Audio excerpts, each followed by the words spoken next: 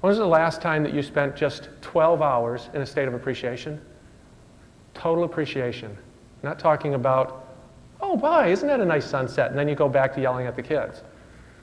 Total appreciation. I have a friend dying of, he'll say he's living with terminal brain cancer. They keep giving him 6 months, 6 months, 6 months. This has been going on for 8 years. He's been operated on twice, had chemotherapy, had every kind of treatment you can think of. They keep extending his life for 6 months, 6 more months. You know what it would be like to wake up every morning knowing that this could be it? Grand mal seizures at any one time could take your life. He's the happiest guy I've ever met. Even though when he got the cancer, they took away his wife left him. He had his insurance through her. Lost his insurance, lost his wife, lost his house. He's 6'6", had a house built with higher counters and all this wonderful higher doors and the whole bit, lost that. Lost his business, had a nice travel agency, lost all the fun traveling he used to do, lost his BMW, very successful, good-looking, wonderful, powerful guy, star football player for ASU, had done it all, gorgeous wife, lost all of it, and he had only 6 months to live, and ended up living in a back bedroom, tiny little back bedroom of an old college buddy at the age of 34. No family, no any of it. He's the happiest person I've ever met. And he'll tell you today that getting cancer was the greatest thing that ever happened to him. Because guess what has to happen if every day really, really might be your last day? What must you do to keep from going insane? Appreciate it. Yeah. You've got to. And I said to him, so it's appreciation, because of course I asked him the secret. Whenever I find an empowered human being in some area, I say, what's your secret? What is it that makes you so special? And he said, appreciation. I said, yeah, I know about that. He goes, no, you don't. You don't know about that. I go, sure, I'm really an appreciative guy. No, you don't get it. He said, appreciation is when you can wake up in the morning and say, oh my God, I'm still here.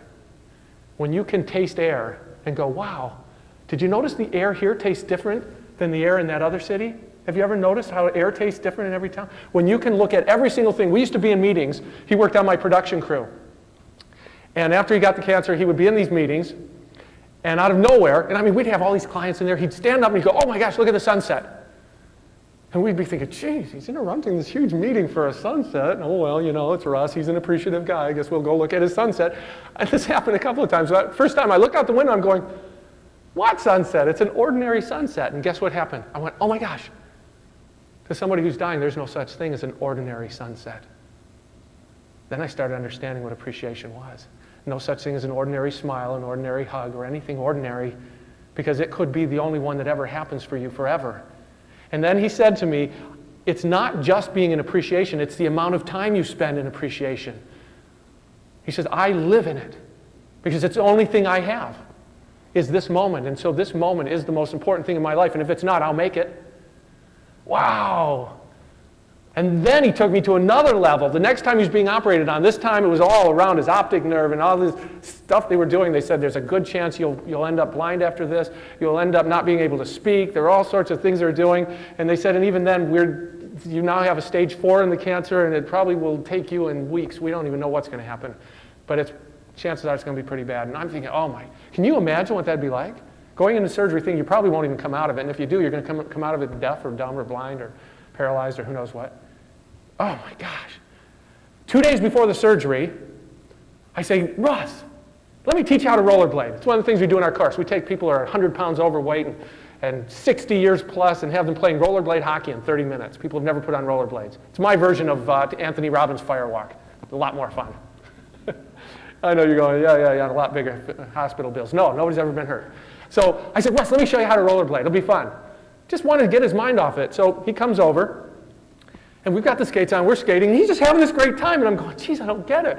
I remember the last time I was about to be operated on, I'm thinking, I don't remember being, this lighthearted. And I said, Russ, how are you doing it? He said, what? I said, aren't you afraid of being operated on? It was only 2 days away, and he goes, I'm not being operated on. My next thought was, oh my gosh, he is in major denial. Oh, denial, that's the secret to happiness. Yeah! And so I humored him. I said, you're not being operated on? And he goes, no, I'm not. I'm rollerblading. And he just skated off.